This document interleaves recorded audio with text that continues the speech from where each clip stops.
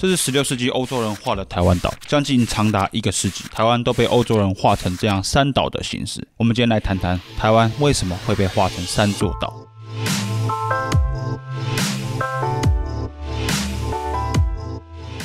要解决这个问题，必须先回答一个问题，那就是台湾是从什么时候被画上欧洲地图的？如果你感觉这是什么问题啊？台湾一直都在这啊！中国传统文献从西元4世纪、5世纪的三国时期就有关于海外有夷州的记载了，好不好？如果你这样想的话，我拜托你去看看我之前做的影片，台湾为什么叫台湾？长话短说，台湾之出现在中外地图上是具有重大历史含义的，因为这象征着原本面朝陆上贸易内亚大陆的中华帝国开始转向海洋，而这个转向的发生正是出现在16世纪大批欧洲商船来到东亚之际，其中第一批来到东亚并把台湾划进欧洲地图的正是葡萄牙人。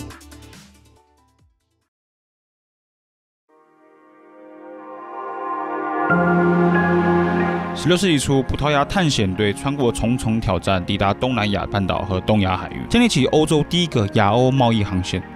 虽然葡萄牙人的首要目标是与印度和中国做生意，但他们也发现，在东边还有一个富庶的地方叫日本，也是潜在的贸易伙伴。所以，自葡萄牙人抵达东亚后，他们便不断在东亚海域内寻找新的海岛据点。这是1554年葡萄牙地图师 Lopo Homing 绘制的世界地图。乍看之下，这份地图将各大洲的轮廓画得还算可以，尤其欧洲与非洲的海岸线都与今天的理解大致相同。但我们把镜头拉到东南亚和东亚的部分，你会发现这张地图其实有很多问题。整个马来半岛乃至中南半岛有不少未知空白处。还有一个很有趣的现象是，朝鲜半岛当时被划成诸多破碎的群岛，所以那时候的葡萄牙人以为朝鲜是一堆群岛，更不用提日本了，完全没有日本岛的样子，而是一片破碎的群岛。然而，在对亚洲认识如此粗略的情况之下，这份葡萄牙地图却将福尔摩沙的小岛标记了出来。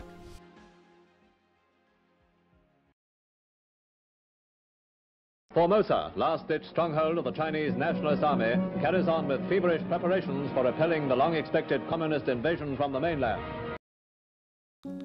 福尔摩沙这个称呼源自欧洲，长期以来普遍认为第一个称呼台湾岛为福尔摩沙的是16世纪的葡萄牙探险家，甚至还流传一个故事说，当葡萄牙人探险队在海上看到台湾岛时，因为惊叹它的美丽而惊喊 Ilha Formosa， 也就是美丽的岛屿。不同学者对此有不同的解释，有人认为这是葡萄牙人，有人认为其实是西班牙人，说法不一。这里我不讨论谁是第一个喊台湾为福尔摩沙的问题，但可以确定的是，在东亚海域内，福尔摩沙指的的确是台湾。这份1554年葡萄牙地图就是人类历史上第一份以福尔摩沙标记台湾岛的欧洲地图。这份地图的有趣之处在于，这个福尔摩沙岛东北方分别标记的是三王岛群，也就是今天冲绳南边的宫古岛，然后是琉球群岛与琉球。虽然这份地图没能精确画出海岸线与疆界，但这也很可以理解，毕竟这是葡萄牙人刚到东亚所绘制的地图，难免有些疏忽，但就精确度来说，已经很可以了。换句话说，16世纪的葡萄牙地图没能力画出朝鲜半岛与日本，却能将中国东海的这几座群岛的位置、形状给标出来，显见当时葡萄牙人对于这些岛的重视。然而，我们先前所看到的把台湾画成3座岛的地图，难道是1554年之前的地图吗？其实不是。那些都是1554年之后的地图。换句话说，1554年的世界地图虽然对台湾的描绘不尽准确，但至少是一座单独的岛。但是在这之后的地图却越来越离谱，直接把台湾画成了3座岛。要知道，葡萄牙人一直不断在东亚海域进行探索和探勘，但为什么越之后出现的地图精确度却越来越差？这到底是怎么回事？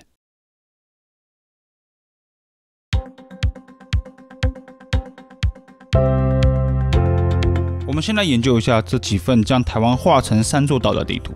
这份是1561年葡萄牙地图学家 Vallo 所绘制的地图，这比我们之前讨论的1554年的世界地图晚了7年，但已经出现不同的地理解释。原本应该在更南边的台湾岛，变成在小琉球的北边。有理由相信这里的小琉球指的不是今天高雄外海的小琉球，因为今天的小琉球非常的小，不该像这份地图显示的那样大。这份地图的奇怪之处在于，虽然福尔摩沙与琉球、小琉球的分布与7年前那份地图一致，都在北回归线以北，但唯一不同的是，原本福尔摩沙与小琉球的位置调换了。这里关于台湾岛的地理样貌出现了错误的地理认识，而这个台湾是3座岛的印象，在之后16世纪末到11世纪初的欧洲地图中变得更加普遍。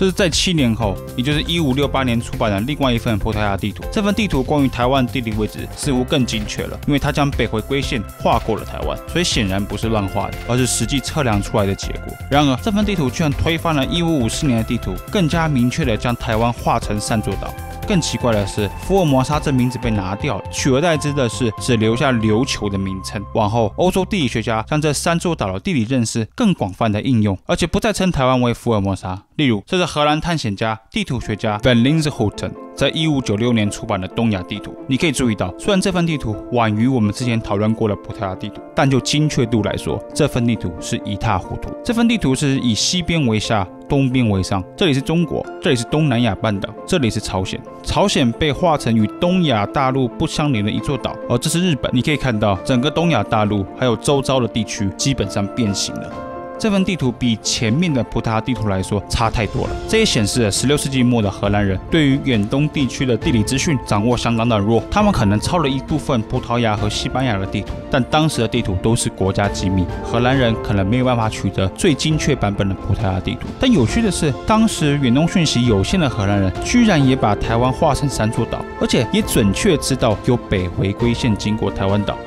这到底怎么回事？为什么最一开始在1554年左右较为正确的地理认识之后，就被错误的3座岛认识给取代呢？而且福尔摩沙这名字为什么在1544年之后又给琉球这名字取代了呢？在这期间，欧洲人也一直在进行探险了，为什么地理资讯却越来越不正确呢？这中间到底发生什么事 ？Why? Why?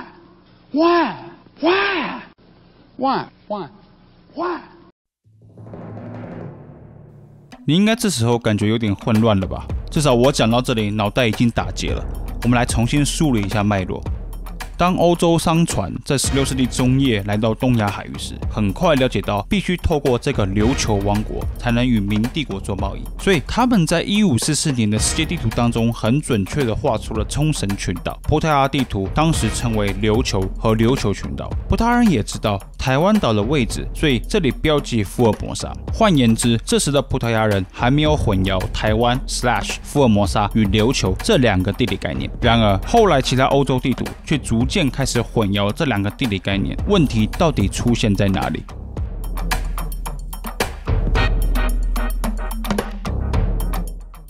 问题的症结点在这些地图上的 Licure 或 Lakure， 也就是琉球这个名字。琉球这名字哪来的？它不是源自欧洲，而是中文文献。我在台湾为什么叫台湾那支影片已经说过，琉球原本指的是漂浮在海上的小岛，是中原王朝对东南海外群岛的一种象形称呼，而非当地人的自称。在明代，由于海禁政策，今天冲绳群岛的王国垄断了对大明的贸易特权，所以今天的冲绳就以琉球的名字出现在明帝国的官方文书系统中。很有可能的情况是，当葡萄牙人在16世纪中叶进入东亚海域时，他们的第一手观察很正确地画出了这些群岛的地理分布，也就是冲绳群岛，然后往西南是台湾岛。有些学者为了解释这个现象，说之后的葡萄牙人是因为误会了台湾河流出海口是海峡，但我觉得这个说法没有说服力，毕竟他们都能准确定位台湾在北回归线上，为什么反而会做一些低级失误，反而把出海口误会成海峡呢？我认为更有可能的情况是，当欧洲人开始与中国进行贸易时，更容易的取得了中国方面的地图，然后把中国地图的概念划进了他们自己的地图里。那么欧洲人可能参考了哪些中国地图呢？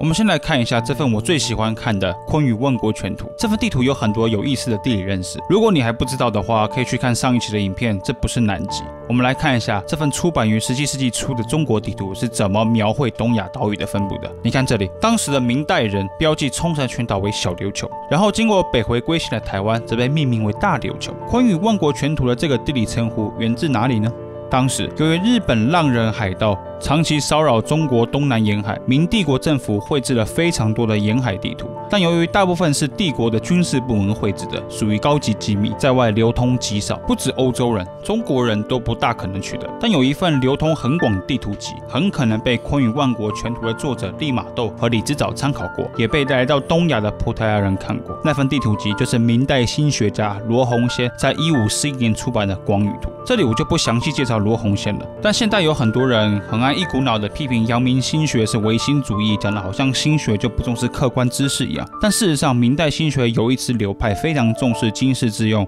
的技艺和军事技术。罗洪宪的地图学研究就是来自这一派的心学思潮。在罗洪宪网语图中有一份东南海夷总图，标记了大琉球与小琉球，这很可能是中国最早标记出大琉球与小琉球的地图。它来源可能是明帝国的地理资料，葡萄牙人非常有可能读过广语图，然后他们会感觉中国人绝对比我们更加了解这片海域。他们说这里有2座不同的岛，叫做大琉球和小琉球，那应该就是这样的。但他们同时也会想，可是我们也观察到一座福尔摩沙岛，怎么办呢？我知道了，就干脆让这3个地方同时存在地图上吧。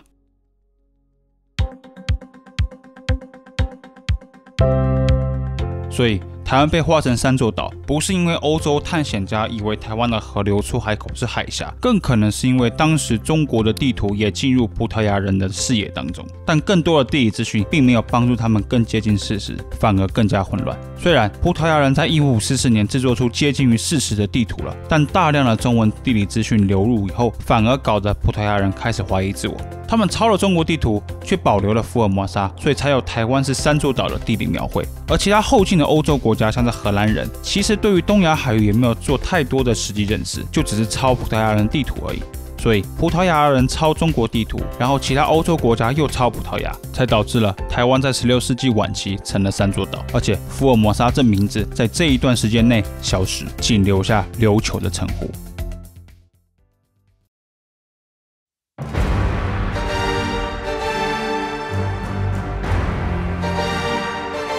这个错误的地理认识，随着荷兰人在17世纪实际在台湾岛建立了殖民据点而结束。不只是因为贸易需求，荷兰殖民使得精确的地图更被需要，所以荷兰绘制了更准确的台湾地图。16世纪晚期那种3座岛的错误描绘就因而被淘汰了。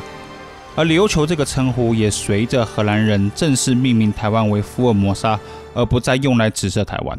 然而，台湾是3座岛的历史给了我们一个很有趣的启示，那就是我们很可能不会因为拥有更多资讯而接近真相，过量的资讯反而很悖论的使人远离真相。即使21世纪的今天，科技已经如此发达了，这个资讯悖论仍时不时出现在我们的身边。